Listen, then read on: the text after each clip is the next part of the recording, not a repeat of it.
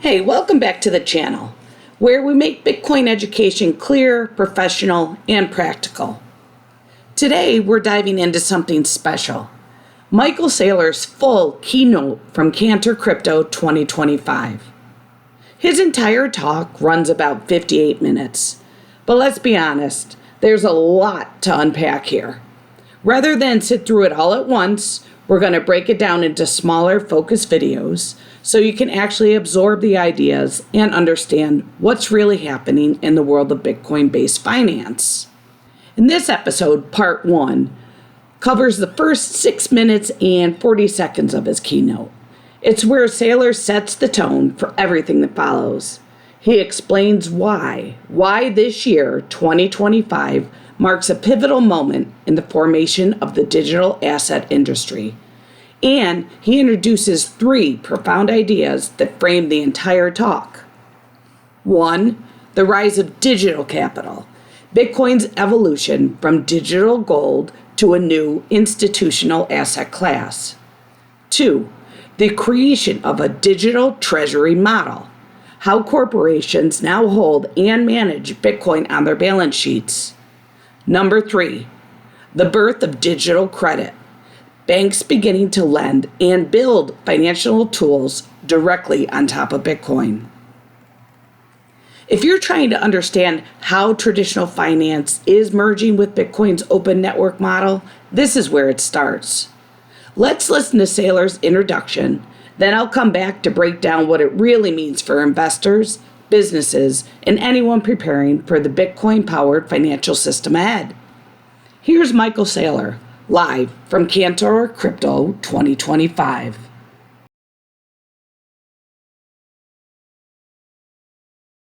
Mr. Michael Saylor. And what a year it's been. This is a very pivotal year, I think, in the formation of the digital assets industry. They say the 2 most important days of your life are the day you're born and then the day you figure out why. And I think the extraordinary thing that's happened over the past 12 months is I think a lot of us figured out why.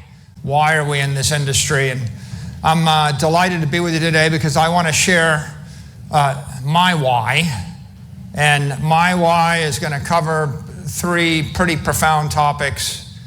The formation of a new asset class called digital capital, the formation of a new business model, the digital treasury business model, and the formation of a new asset class, digital credit. And I think 12 months ago, we knew that digital assets were auspicious and we were all very bullish on Bitcoin.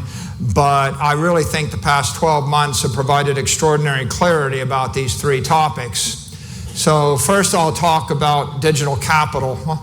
I think the emergent consensus in the world over the past 12 months is Bitcoin is digital capital. There were some pretty pivotal events.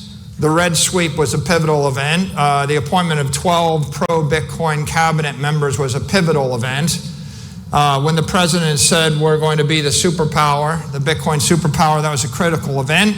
When David Sachs said Bitcoin is digital gold, a digital commodity, the global commodity, it's March of 2025, when he went on television to assert that Bitcoin was special and recognized for its commodity status. That was a pivotal event. And we bandy about, this phrase, digital gold, and people talk about, is it just a store of value? Can it be successful if it's only a store of value? Well, there's a theme to that, which is the bug is the feature. And I think that the humbling epiphany of the past 12 months is every criticism and every bug in these asset classes, in this industry, in the treasury business model, has turned out to be the feature. And here, store of value means capital. Gold is store of value. And if you are a store of value, and if you are digital gold, and you emerge as digital capital, then that is a profound paradigm shift for the entire economic world. So why is Bitcoin digital capital? Well, the politicians say it's digital capital. The banks have embraced it as digital capital. Now we actually have we have JP Morgan expressing support for the asset class. We have the head of Charles Schwab that's announced that they're going to custody Bitcoin. They're going to let you trade it. They're going to extend credit against it. They're going to let you deposit it and withdraw it in the first half of 2026. That's extraordinary. So what you see now is 12 months ago, I couldn't get a loan against any kind of Bitcoin posted as collateral from any major bank in the United States. Right now, Bitcoin is creditworthy collateral at Merrill Lynch, at JP Morgan, at Charles Schwab, at Texas Capital Bank, at BNY Mellon, at Wells Fargo, and at PNC. And so there's probably a few that I've skipped. I think Citi has just announced that they're going to start to custody and bank Bitcoin the first half of next year. So we have basically progressed through the unthinkable. We've gone from a toxic asset class that the administration was against and the banking industry did not acknowledge, to an emerging asset class that's getting the grudging respect of half of the major banks in the United States, and it's spreading like wildfire. And these are the most conservative, risk-averse organizations in the world, and if they go and do a 180 in just 12 months, that's pretty extraordinary. And if half of them embrace this asset within 36 months, I think that's light speed. So you've seen the banks embracing Bitcoin. Now you're seeing Wall Street. Of course, we all know the story of the success of IBIT, the most successful ETF in the history of Wall Street. I've tracked it pretty closely. What's interesting, of course, is it went from nothing to about $100 billion in less than 2 years. But also, if you look at the emergence of the derivatives market on top of IBIT, it went from nothing to $10 billion to $50 billion. And if you look at the liquidity, it went from nothing to trading $4 to $5 billion a day. It's really quite extraordinary. Public companies have embraced this asset. If it's going to be digital capital, someone's got to be able to capitalize on it. There was one company that capitalized on it in the summer of 2020, and then there was 2, and then there was 3, and we thought that was kind of cool, and then there were 20 and 30. There were maybe 30 at the beginning, the middle of 24, 60 toward the end of the year, and we've gone from 60 to more than 200 in the year 2025. 200 publicly listed companies, up from 60 in 12 months, is quite a bit of progress in a single year. So this is an extraordinary dynamic. And of course, the marketplace itself, right? What we see is 700 million crypto believers. The crypto industry tipped the election last year. It's becoming the most powerful, if not the most powerful, political movement in the country, and it's global phenomena. And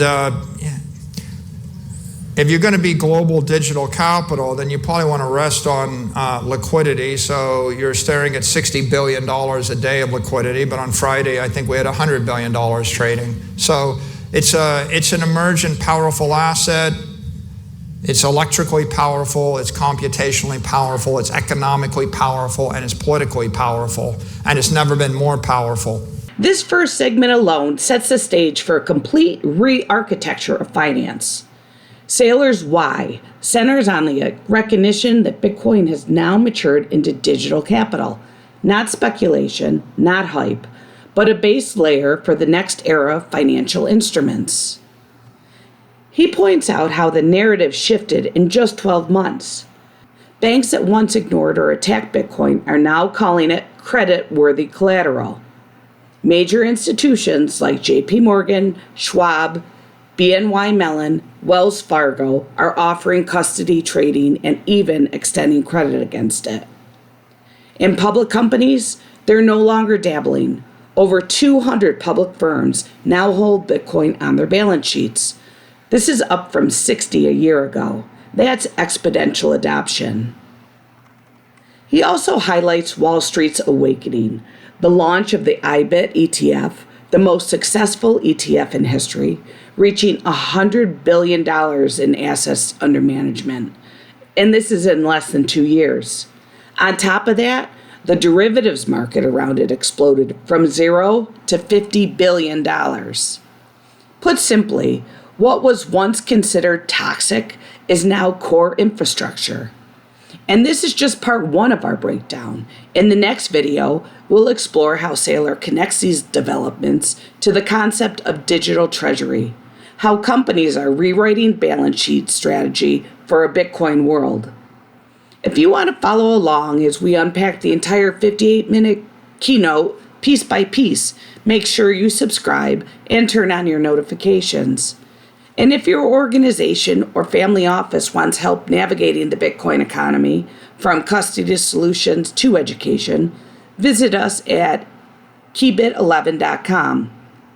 This is Key from Keybit Consulting, helping you understand the tools and opportunities being built on Bitcoin, one block at a time. Thanks for watching, and I'll see you in part 2.